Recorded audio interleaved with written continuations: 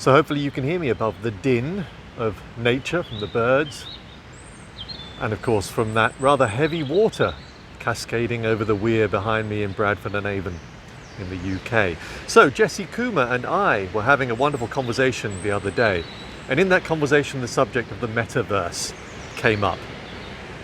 This is the real world. I'm walking in it right now, at least I think I am. Because herein lies the question, what does it really mean, reality, and what does it really mean to be human? This is a question Jesse and I are going to riff on now. It may well turn into a bit of a rant. So we were having a conversation not too long ago about the metaverse, this new thing that who knows what it's going to be like. And of course, it's something that I have been thinking about for my son. What's the world going to be like? How is it going to change the world? And I feel like it's one way to, experience technology in an all new way. And I'm sure there's good things that may come from it.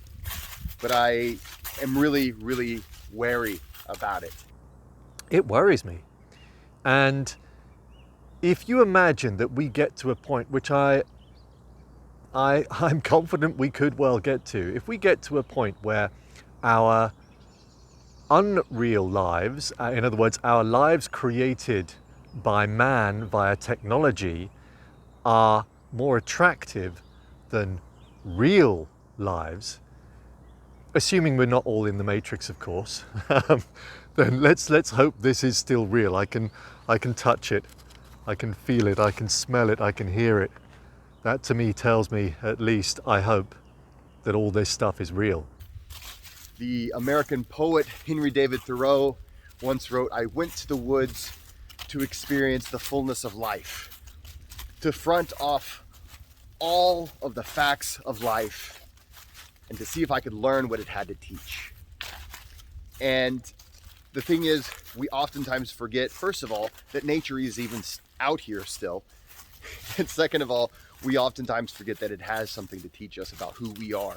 This really is our natural environment. It's our natural habitat. So just look at history. For the majority of time we've been on this planet, what have we been doing? There's your answer. That's what it means to be human. To feel the emotions that are part of us, to turn on the neurochemicals that are within us, to make use of our senses, to breathe correctly, to engage with other humans properly, not just via technology. Hugging other people, loving other people, that's what it means to be really human. You can't do that in the metaverse. Our real selves, all these disconnections between our environment and our physiology, social interaction.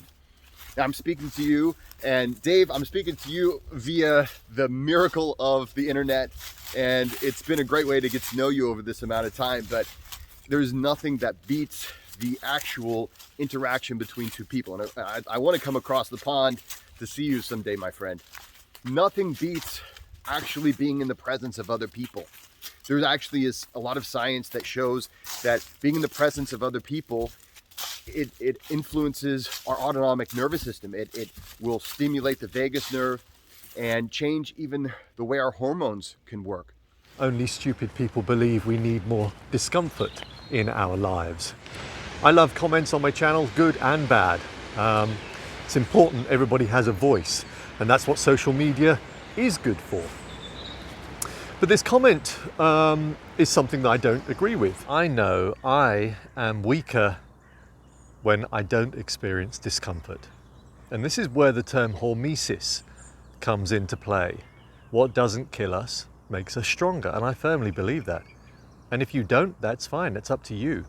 Discomfort is a good thing because it enables us to adapt and change. It enables us to be more resilient. And if that doesn't resonate with you now, I'm sure it will do at some point. You're going to have a wake-up call, just like I did. And these wake-up call moments are the things, the opportunities for us to be real again, for us to be real humans, to tap into our senses, to tap into pain, emotions. They're part of the human existence. That's what we're meant to be feeling. But they call it the standard American diet, and the acronym is SAD because it's just so sad. The standard American diet, and you guys over there in Europe are not much better, so don't get too judgy. But it's just so bad. But there's so much that we can do to improve ourselves by eating appropriately, by thinking about the fuel that we're putting into our bodies. The majority of people these days are not eating the right food, nor are they eating the right amount of food. We are meant to feel hungry. The problem that we've created in this world over the last 50 to 100 years, perhaps more so the last 50 years, is that we have access to food whenever we want it. We no longer have to feel hungry, and that's not a good thing. Mr. Kellogg and his marketing ploy back in the 40s and 50s of getting us to eat three meals a day, but making the breakfast the most important one, has got it all wrong. We know that already. You know that, surely. All you've got to do is start restricting that window of time in which you eat.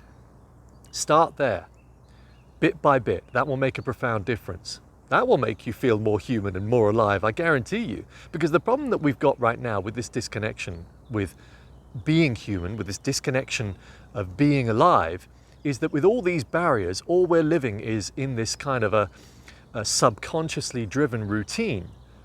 It's a routine that's not feeding our minds, but it's one that our minds are quite happy with because our minds like routine. You know, let's face it, our minds have far too much to deal with these days. They like it when we just follow the same routine every day. But that's not going to make us feel alive. We're not going to be real humans when we do that. One of our great strengths is language. It's the ability to communicate, the ability to share love, and to share this thing we call the human condition. All of these things that we look at life and we say, you know, I feel lonely, I feel stressed, or I have ambitions, I have wants and desires, I want to be in love, I want friendship. These are things that connect us to every other human being on the planet, much more realistically, much more in a very real sense than any metaverse ever could. As we go forward into this brave new world, don't forget to spend time with other people in physical presence. Of course, another way to experience your humanity is through our breath, through breathing. And this is something that you've heard me talk about. If you're a fan of my channel or a fan of Dave's channel, we talk about breathing because it's so fundamental, so foundational to just experiencing life. It's something that connects us to all the things that surround us. Very literally, these trees produced the oxygen that I am giving to my cells with every breath. And I'm giving just a little bit of carbon dioxide back to them. There's a symbiotic relationship between my environment and my humanity. We wouldn't need all of these tools that I talk about if we were living off-grid, feeding ourselves in a feast or famine fashion whenever we were able to find food, living off the land in every respect, moving our bodies, building things, creating things, talking with our fellow off-grid community friends, sitting around a fire, laughing, singing. All of that's been taken away from a lot of us. Not in every single country. I recognize that. The fact I'm very grateful I can walk in the countryside, hear the sound of birds, smell the smells in nature. A lot of people don't get that. But I'm not living in an off-grid community, and I do make use of technology in order to promote the message that I want to put out there. So much as I think Jesse would say the same, we're not downing technology as a whole. It all has a use, it has a purpose. It's made my job a hell of a lot easier, especially in things like lockdown.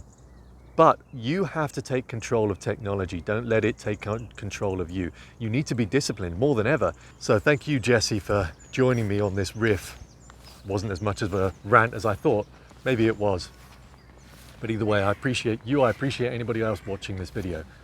Thank you. Unplug yourselves, everybody. The world's beautiful already. Enjoy it.